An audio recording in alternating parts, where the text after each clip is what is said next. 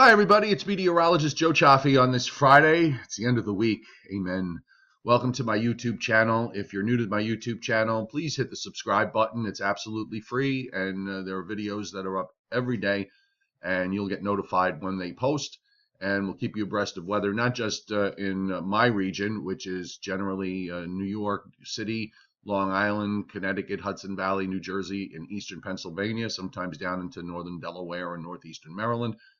But we cover weather. We try to cover weather around the country. And if you have a specific request, you can either post it on a comment, because I do actively participate in the comment section, or you can shoot me a message via email or right here on YouTube and just put a message on there, and we'll figure something out.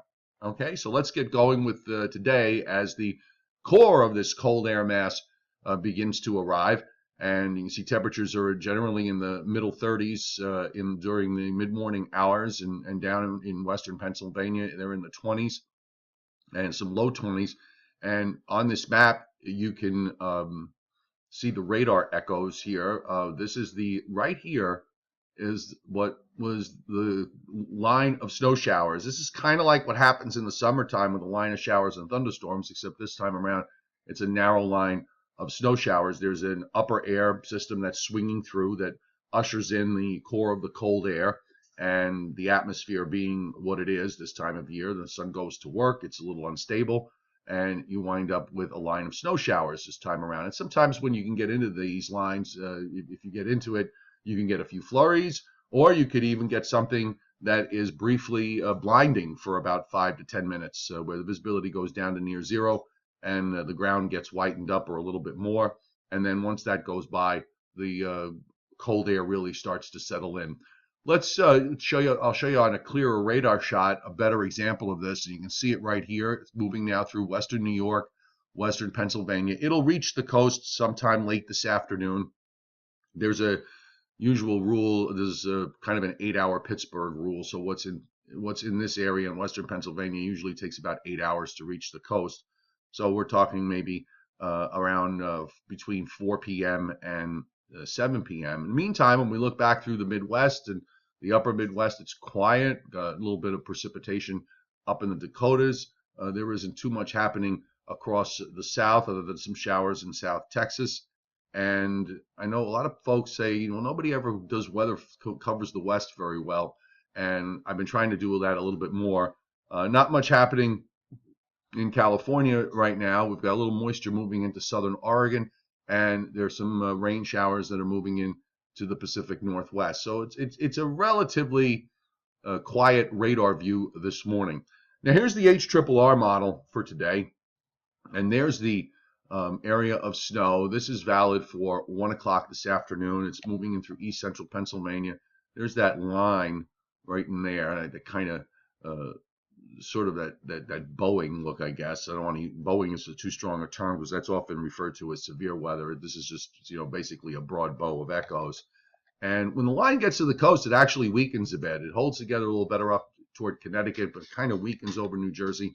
But these things can change from in terms of their orientation. So I think the bottom line is, we'll just cover for the possibility that there could be a few snow showers or a burst of snow, and then high pressure builds in, and the rest of the weekend is going to be cold for sure. And we'll show you, these are the 2-meter temperatures on the HRRR. By 3 a.m., it's got temperatures in the upper teens to near 20 down to the coast, and you see temperatures in the single digits and below zero up through much of New England. So this is a pretty cold shot. For you skiers, you're going to at least maintain what you got, so that's good. Be a good ski weekend for you, although it is going to be very cold up in northern New England. And as far as the coldest area, you can see up in southeastern Canada here, we've got temperatures that are well below zero. So this is a pretty cold shot of air that's coming down. And it's been very interesting this winter in terms of the overall pattern. Oftentimes you don't see what that pattern is until you look back. And it seems that since we started December, we had cold shots at the beginning of the month, or a colder look to the weather pattern for the first couple of weeks of the month, and then it just flips over to the warm side. And that happened in January. It happened in February. Each of those 3 times, we wound up with some kind of snow event or a couple of snow events in the Northeast. And then we're doing it again with the cold air in March, but I'm not seeing anything with regards to snow. Now, here's the GFS model. So we'll take you through. Here's that system coming into the Pacific Northwest. And by the way, I'll toward the end, I'll look at the Canadian Maritimes, because I know you folks up there that watch want me to cover it, and I don't always remember, but I'm going to make a conscious effort to remember. Here's that cold air. So this is Saturday morning. The core of that cold air is right up into Maine. Very, very cold up there, bitter, and it extends all the way down into the southeastern part of the United States. That high slides out. So Sunday morning will be the last cold morning, and then we're going to start a warm up. There's a warm front that's setting up across the Midwest. You can see it here as low pressure.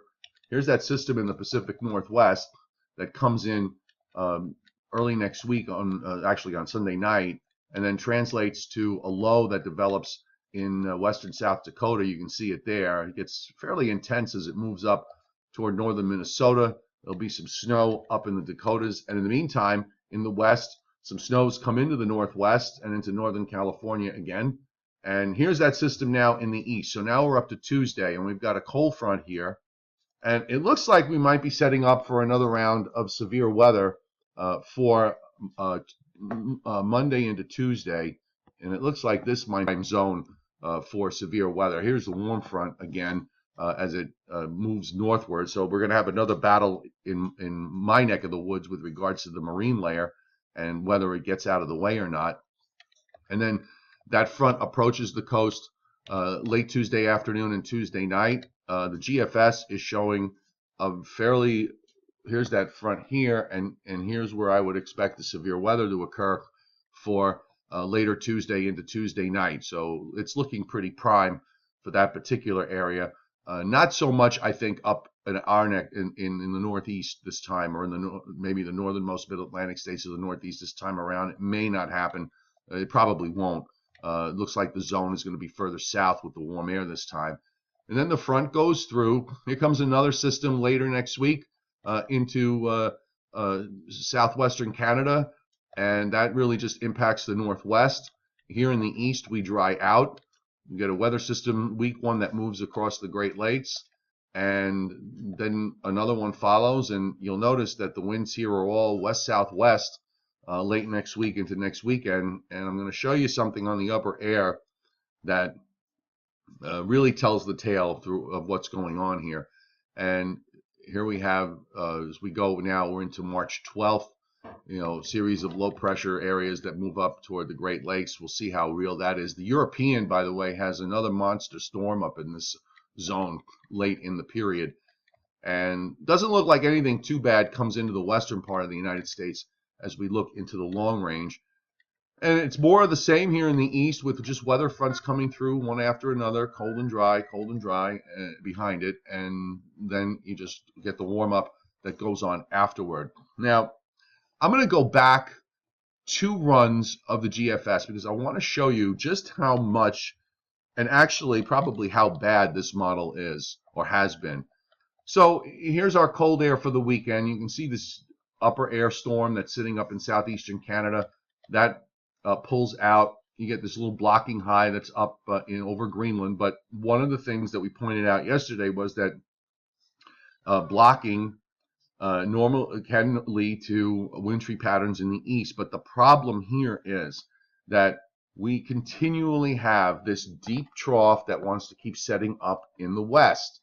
And what the blocking effectively does is that it prevents the ridge in the east from flying all the way up.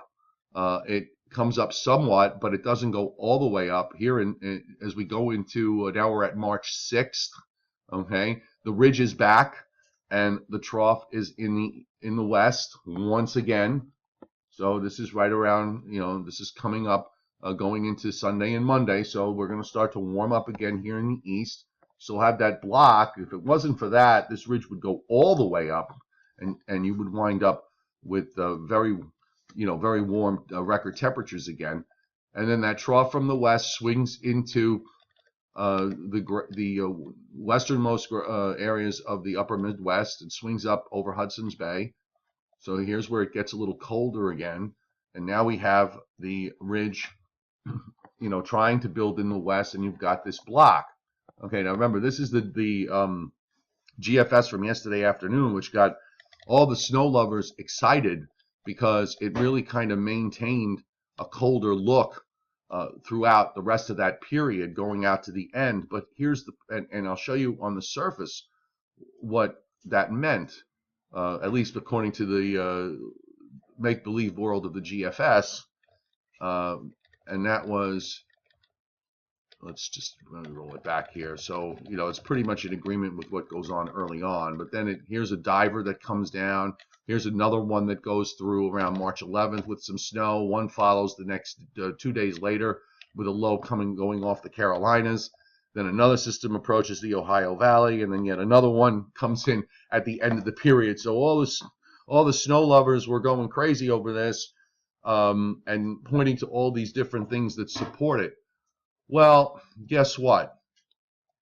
The last 2 runs of the GFS say no, that is not the case, and I suspected that this would be the case. This model has continually tried to overdevelop this block and trying to get rid of the trough in the west, and that's not happening. When we look at the upper air from last night's, you're going to notice, here we go. So this is right now. Okay, now we go through our early next week. So there's the ridge, there's the trough in the west, and guess what? Here's another trough in the west, right down smack where all the other ones were. Comes right in. You start to get ridging in the east. There's a little bit of blocking going on up into Greenland, but it's not. It's nothing like what you would need. And then that trough just swings around, and you have the same situation all over again. Trough in the west, ridge pretty much in the east, and now here we are at day 11, which is March 14th. The block is gone. There's no block at all. I really think, then by the end it tries to look a little bit colder again. So we're continually looking at a GFS in the long range that wants to show something, turning colder with the trough in the west disappearing, but it just never seems to happen. And I think that's really how this is going to play out as we go forward. We'll probably wind up seeing more troughing in the west and more ridging in the east, because the block is fine. The problem is the trough in the west. That the western profile in the United States just refuses to change. So, and we're just about getting ready to run out of time at this point. And when we look at today's teleconnections, 2 days ago, the teleconnections had the blocking pattern here, readings going very negative, which would signal very strong blocking throughout the entire 2-week period. And now in 2 days, it's flipped around, and we're back to the NAO showing a little bit of blocking and then showing no blocking at all as it goes positive. The Eastern Pacific oscillations go from positive to slightly negative to positive. So the slightly negative part may be where it turns colder behind the next storm system early next week. And the PNA, which has been completely off in terms of what you would need for winter weather, is off the wall negative through early next week. And then it kind of translates its way up toward slightly positive, if you want to believe it. I really don't. At this stage of the game, it's just been doing this too much, too often, and I'm not buying it. So let's go to the Canadian Maritimes and take a look at what you folks have ahead of you. And we'll back this up so we can take a look. And I think this GFS model run from last night is probably the one that's going to have the better look to all of this. But you can see here we've got a fair amount of snow going on in southeastern Canada, western Newfoundland, and on up through Labrador. And then that storm kind of gets stuck east of Labrador, so it rotates some snow back westward and southwestward. In fact, that low reforms and drops southward and brings some snow back into Newfoundland and eastern areas of Nova Scotia. And then beyond that, we see rain coming in with now we're at later next week. So that's that system that goes through the Great Lakes, and that goes out. I'm thinking here there might be a pretty good wind event here for some areas. That's a fairly deep low with a tight pressure gradient, so that's pretty interesting. Pay a little more attention to see how that plays out. And then you've got rain beyond that, some more snow, some more snow. You can see how these weather systems are impacting with that ridge in the eastern part of the United States. It even brings up enough warm air up to bring rain areas up into parts of the Canadian Maritime. So, very interesting times. It's always interesting here, weather-wise. Even in the most boring pattern, you can find things to look at and try and get a grasp and an understanding of how the weather works and how things are going forward. So until further notice, that trough in the west just continues to dominate. I don't see anything that says anything other than transient cold shots. So unless there's a surprise, I've got to think that the chances for snow going forward here are extremely slim for much of the northeastern part of the United States. And of course, you realize that now that I've said that, the next model series of model runs will change that all the way around. Here's the Europeans view, and we'll just roll it back and show you, same idea. Here's that ridge in the east for early next week. A little bit of troughing, but again, there's really nothing here. There's some semblance of change here at day 10 on the European from last night. I'm want to show you how it looks at the surface. It's really unfortunate. We only get limited looks at the European in terms of the maps that we get, but the European, has that cold front moving through, and then it has a low in southeast Missouri that winds up blowing up into a monster storm as it moves into southeastern Canada at day 10. So this probably could mean another severe weather event as we go into next weekend. But you know what? That's next weekend, and we'll deal with that when we get there. So let's wrap it up for today. Latest posts on meteorologistjoechaffee.com. And for Long Island, you can take a look at weatherlongisland.com. That's my home base. So I have a special website forecasting page for that. You can download my weather app and subscribe to my original handwritten forecasts that are updated at least twice a day.